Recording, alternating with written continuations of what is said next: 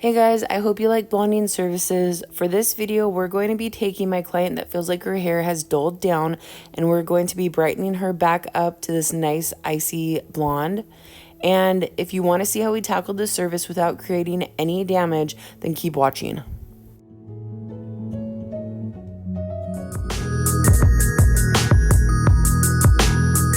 You can follow me over on Instagram at Christy@the_cottage. Here's my client's before. She's sitting probably at a warm level 9.5, and we're going to be brightening her back up to a nice icy 10. Hey guys, so for my client today, she came in and she was technically booked for only like a full foil and like a trim, whatever, trim, that kind of thing. But the pictures that she's showing me are actually like full bleach out blonde colors. And so I told her we really only have like 3.5 hours. And usually for a full bleach out color like that, sometimes the application itself takes 4 hours. So when a client comes in like this and, you know, you kind of have a hard time with like what they want versus the time that you have to give them, I gave her a few options. So I told her that depending on what's important to her, so we could go through and do a full foil still, which is what she's booked for, and go through and try to like tip out and repaint and lighten up some of the ends, but she still wouldn't get that overall appearance of a lot of brightness that she's wanting. So I also gave her the option of we could go through and just do like a partial foil and focus on like your roots in this area and, you know, up there or whatever, and focus the majority of the application on the ends of the hair and really bleaching those back out and re-brightening those. So she thought about it for a few minutes and she was like, I don't know, I feel like having my roots not done is gonna bother me. And I just explained to her, like, if your hair not being as light as you want is bothering you, I feel like that's gonna bother you more than the roots that you're not even gonna see in this back area. Like, I think everybody likes the idea of having their hair nice and fresh and done all over, but when you come to a point where it's like you kind of have to choose one or the other, like, I think, like, we don't see this part in the back, you know what I mean? Like, we're gonna see the hair that falls forward and how bright it is or whatever. So she's thought about it for a few minutes and she decided that she wants to just do like a partial, and then we'll really try to focus on brightening through the ends as much as we can. So that's what we're gonna do today. I have my Schwarzkopf Blonde Me with 20 volume, and I'm going to use that in the root area. And I also know what we have done with her hair previously for her services, because we have done quite a few like very heavy bleaching sessions. I think a year ago when we reopened after COVID, we did a full bleach out. Not full bleach out, sorry. We did like a full baby light, which the most minimal amount of dimension. So she was basically platinum blonde with like a few strands of her natural hair. So through the ends of her hair, I'm going to go through with the Schwarzkopf 7 volume and Olaplex just to make sure not to over process that.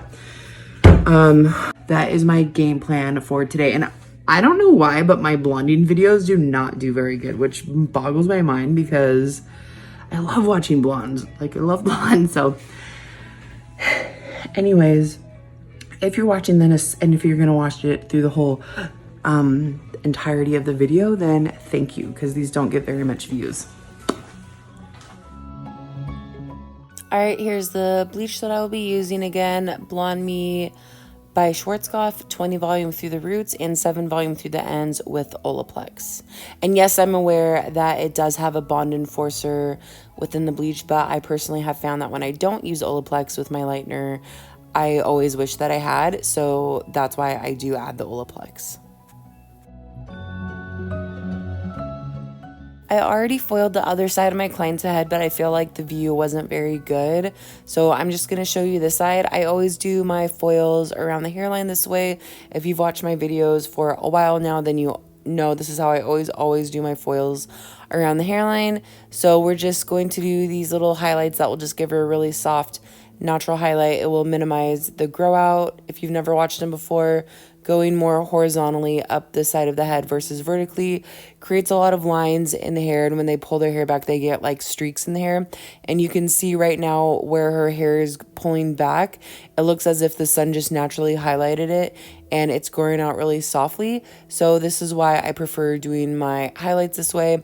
I've actually had clients book appointments with me just because of doing their hairline this way, because they were so upset with the streaks and lines in their hair from other stylists doing horizontal foils versus vertical.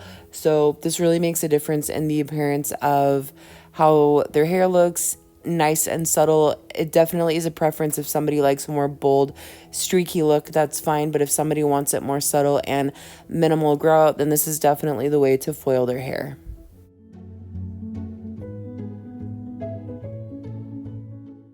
Also, a lot of people ask why I go around the hairline first if it's more fine and could potentially damage a lot easier. So I'm using my 7 volume here. I'm not using my stronger bleach, and sometimes when I do use a stronger bleach, I will go through and check the hair, and I always pull the foils out if they're done earlier. That way they don't over process. So that's why I like doing more detailed work and going through the hairline first. So that's why I always do that. Just make sure if you do the hairline first, just always check the foils and pull them out if you need to. So we're going to go through and do her brighter around the hairline money piece area right now. And I'm just doing a few weaves back to back, and this is going to give her a really nice brightness, but it's not going to be too streaky or too chunky or anything. Doing the weaves back to back is going to create a little bit more of a softer blend.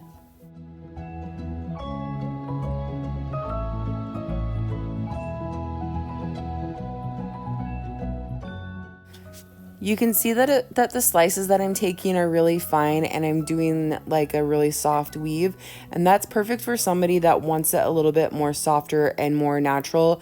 You could even back comb the money piece area and then weave it and foil it and give it a little soft shadow if somebody wants even less maintenance or not that bold. But if somebody wants it a little brighter and a little bit more bold, then what I would do is a weave directly on the forehead. That way it has the natural kind of going through it. And then the very next foil after that, you could do like a slice and then a weave right on top of that one, and that will kind of give it a little bit more of a brighter appearance. But because it's kind of sandwiched in with some weaves, then it will kind of soften it just a little bit, but it will still be bright enough where they feel like that they have that extra pop of brightness from adding that slice of bleach in there.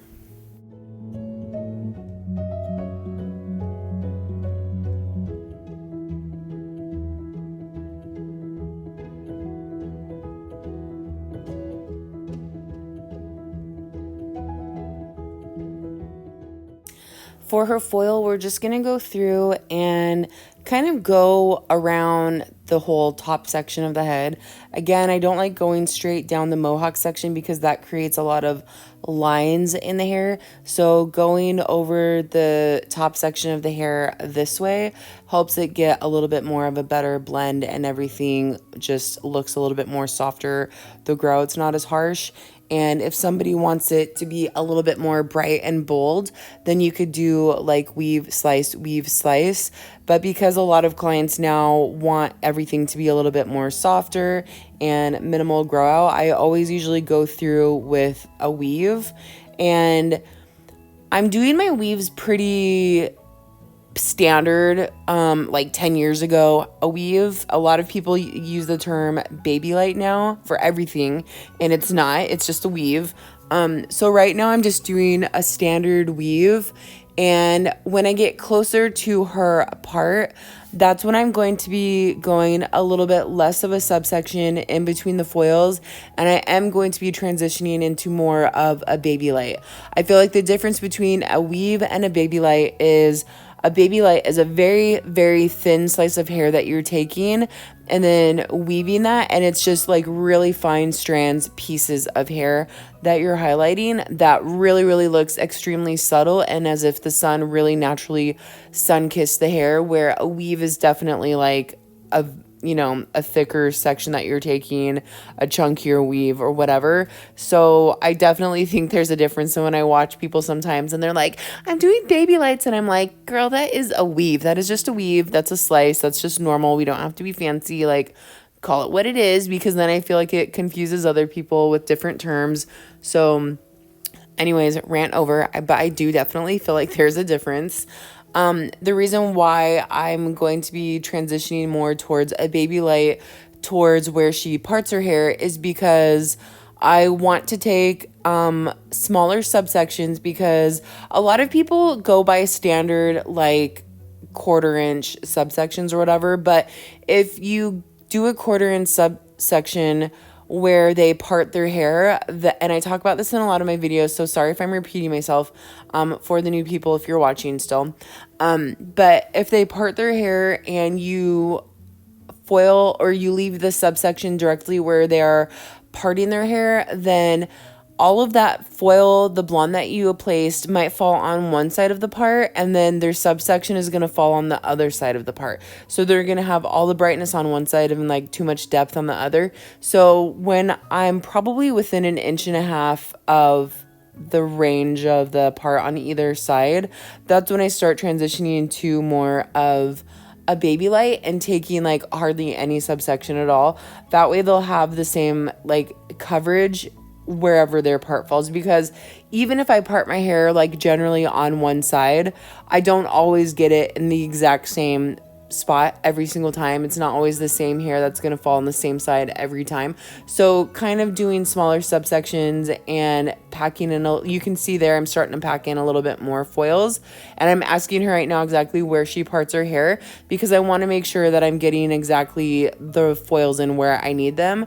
So that makes a big difference, because there has been times where I'm doing larger subsections and then I'm parting their hair, or I think the hair falls in a certain spot, and then when they're styling, they're like, oh no, I part my hair here, and then they adjust it, because you're trying to adjust the hair for where it looks best, for where the color falls, and then they adjust it, and now you're like, oh, son of a bitch, all the blonde is falling into one side, or there's not enough blonde on this side or that side. So that's why I started doing my sectioning this way, to make sure that I have equal coverage no matter where they part their hair.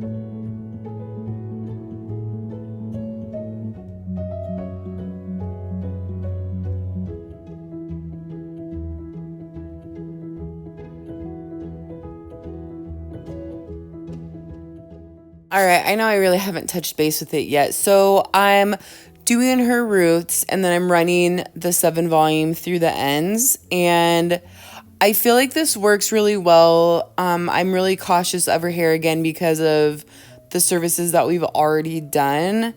I feel like a lot of people will just slap the 20 volume through the ends of the hair and just hope for the best, or pull it out, or just leave it, and then, you know, there's a little bit of breakage or whatever.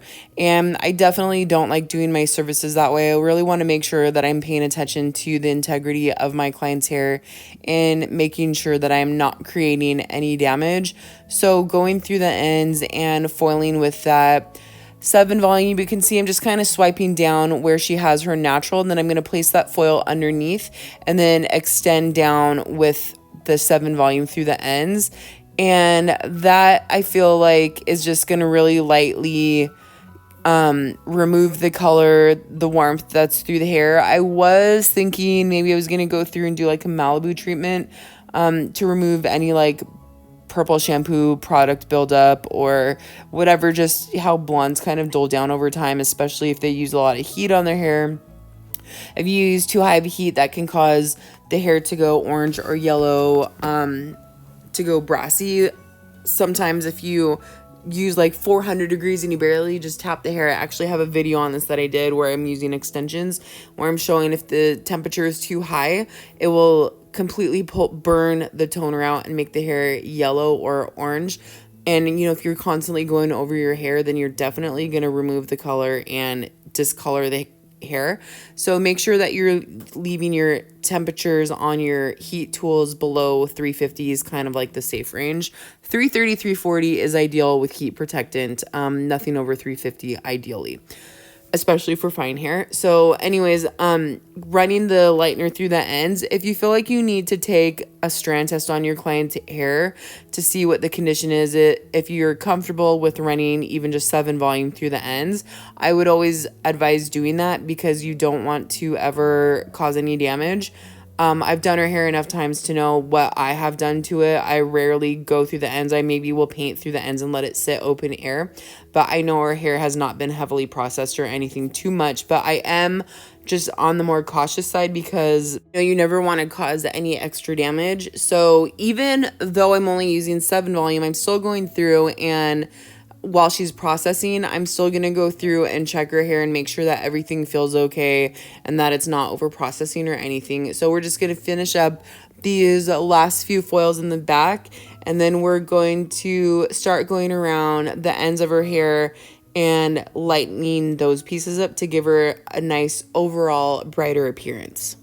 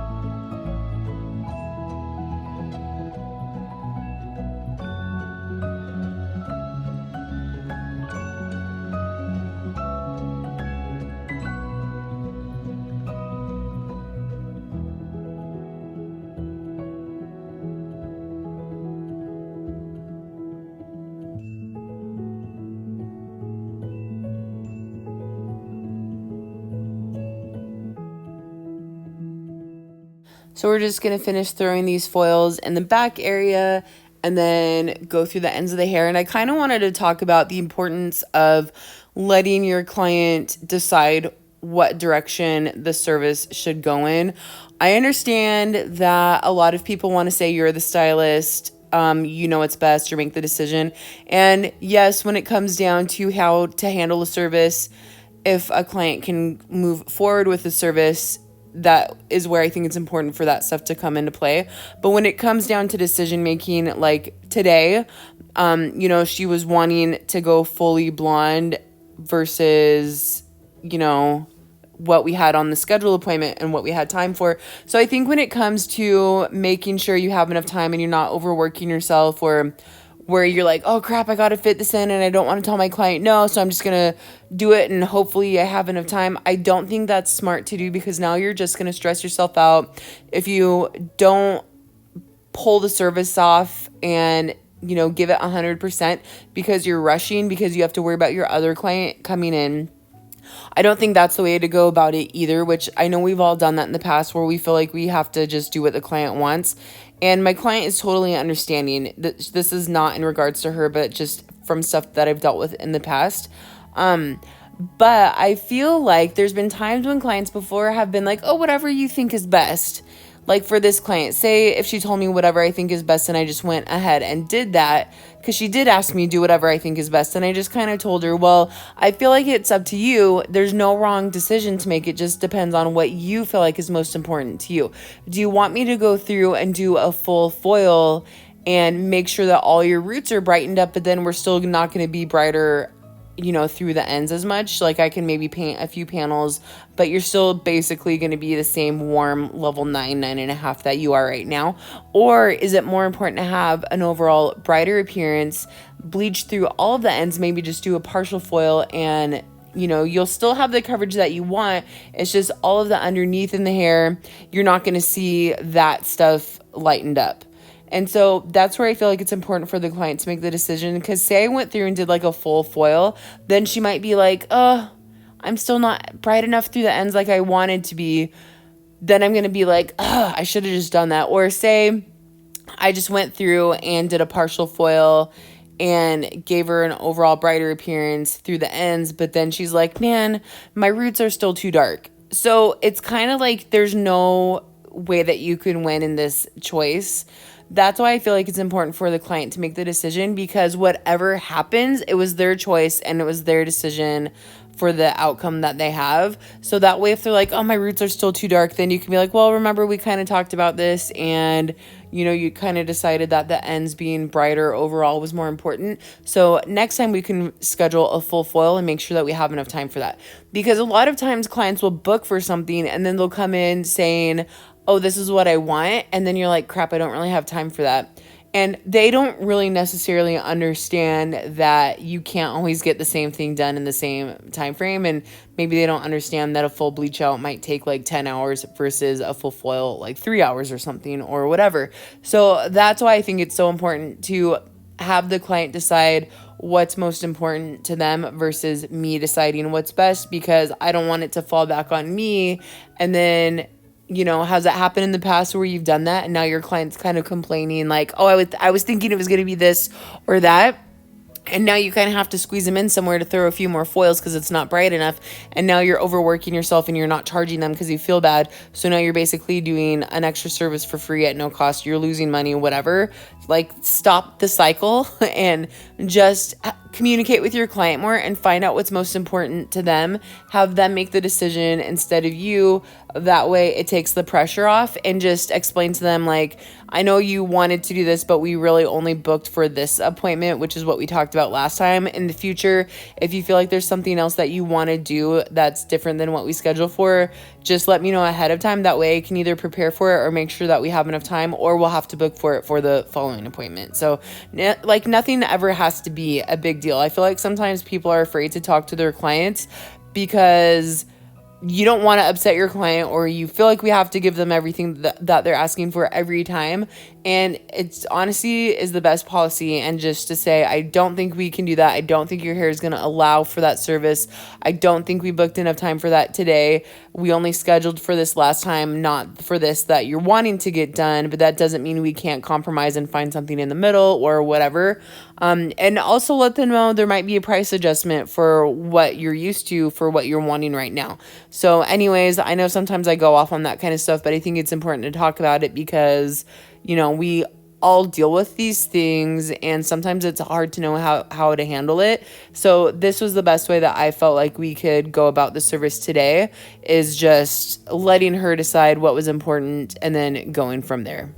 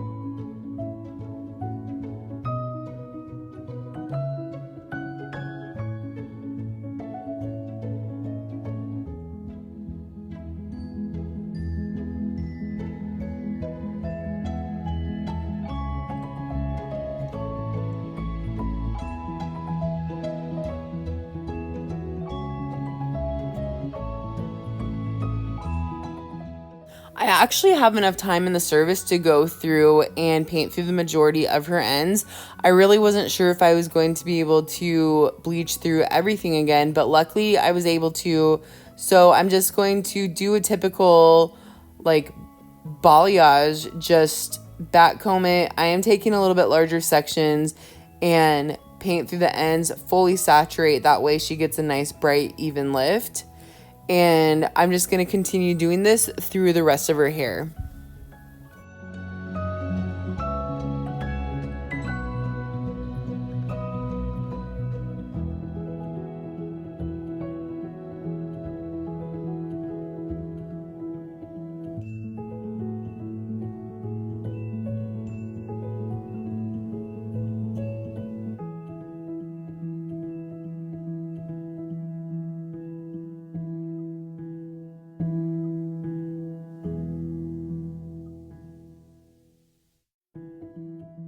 One thing that I like to do after I finish my application, I do not ever think it's okay to set bleach underneath a dryer for any extended amount of time. It focuses all the heat basically just on the top of the head, is to go through and hit the hair with the blow dryer and then put a towel on top and let it finish processing and then keep checking. So right now we're going to pull the foils out, and then I'm also going to do an Olaplex treatment. I always add Olaplex and I always do a treatment, but today I'm going to do a heavier treatment and really do the two-step process of this, the number 0 and the number 2. I'm going to just towel dry her hair and let this sit for about 10 minutes while I'm making her toner. And this is just going to help repair and, even the porosity out and give her a little bit of some extra moisture. And this will help with the toning process too, because it will help prevent it being too porous and grabbing the toner. Okay, so I'm about to tone my client, and I know we're kind of going through like a color shortage. Apparently the lady at the beauty supply store said that there's nothing allowed to go like in and out of the country. So that's why everything's so shorthanded as far as color goes or whatever. I don't know how accurate that is, but that's what she told me. So I'm just going to take her word for it. So my client wants to tone kind of more golden and not too cool and ashy. I don't know if you've tried it. I think it's the Paul Mitchell, the Demi, and I think it's a new line. NB, I think. So it kind of has a soft like beigey warmth to it, and I really like that. However, I don't have that color. So because my client doesn't want to be too cool or ashy today, I'm really just going to stick with the V to tone her. So I'm going to do the majority of Paul Mitchell the Demi 10V. I'm going to do just a little hint of 9V. She still has a little bit of some underlying yellow tones in her hair that are at a level 9, so I need to put that 9 in there to cancel it out. However, it's just a little bit, so I'm not going to add too much because I don't want it to grab too violety, too cool. And to kind of prevent that from happening, also, I'm going to use some, honestly, just a few little drops, a drop of the rose gold in my formulation, and that's going to help prevent the hair from over grabbing and over toning or anything. So that's what we're going to do today for toning. All right, so the majority of level 10, like 3/4, 10, a quarter, 9, and a few drops of the rose gold. And for toning, always pull the hairline pieces away because those will over process and grab and could potentially go really dark. So I let this sit for about 10-15 minutes, and I only did maybe like the last few minutes did I include the hairline pieces. So now we're going to go through and start drying her hair and styling her hair, and always make sure that you're using like a good heat protectant. My favorite is the Paul Mitchell Super Skinny Serum. I love that stuff. I've been using it for probably 15 years now. From all the other brands that I've tried, I really like the Paul Mitchell one because it's very light.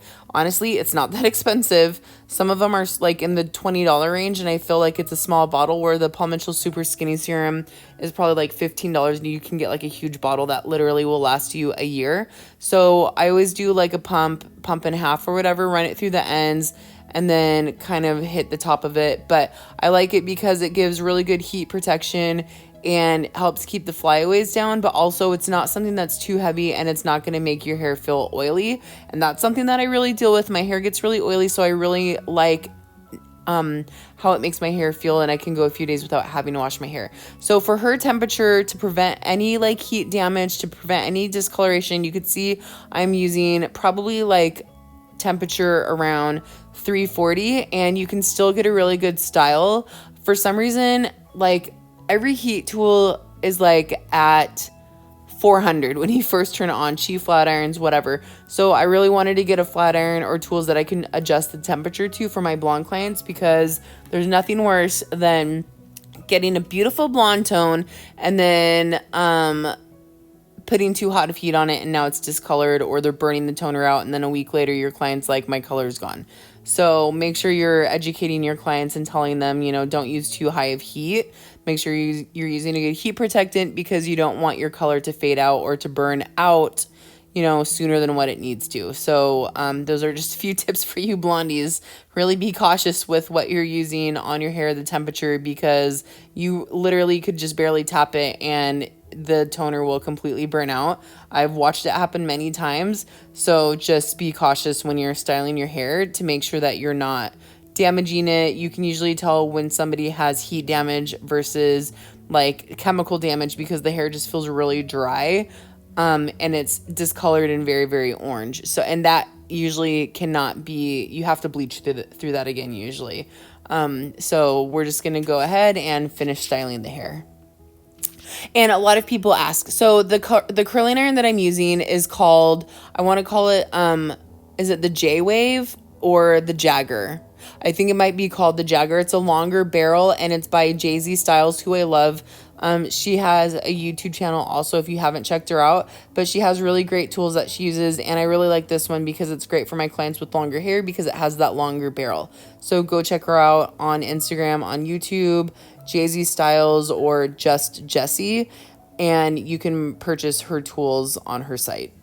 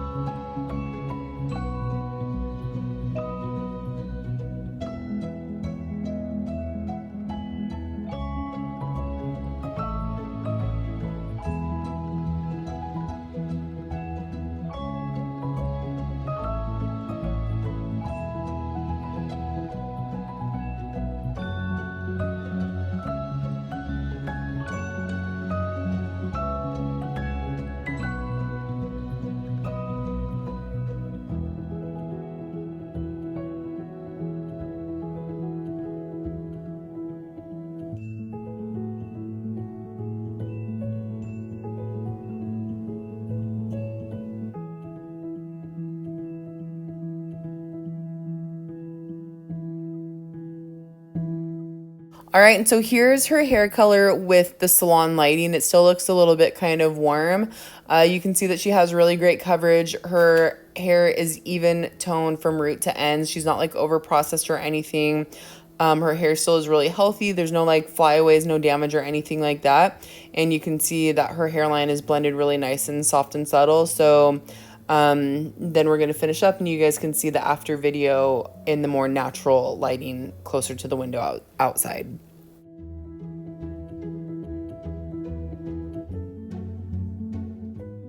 All right, here's her before again, pretty yellow, a little bit kind of warm. And then here is her after. Look at how pretty that is. Look how soft and subtle it is. Just like really soft highlight at the root area. If somebody wants it even more subtle, you could do like a level 9 root shadow just to soften the root more if they want it that way. And look at how nice and bright those ends are. She was so happy with how bright her hair is. It's nice and icy and cooler tone, but it's not necessarily ashy, which I feel like is the difference between somebody says cool and people automatically go to ashy. They still want it bright, and that's where the rose gold comes into play because it keeps that toner nice and bright and not going too cool or ashy or anything like that. So thank you guys so much for watching. I really hope you guys liked the video. Hope you got some good blonding tips in there, and don't forget to like and subscribe.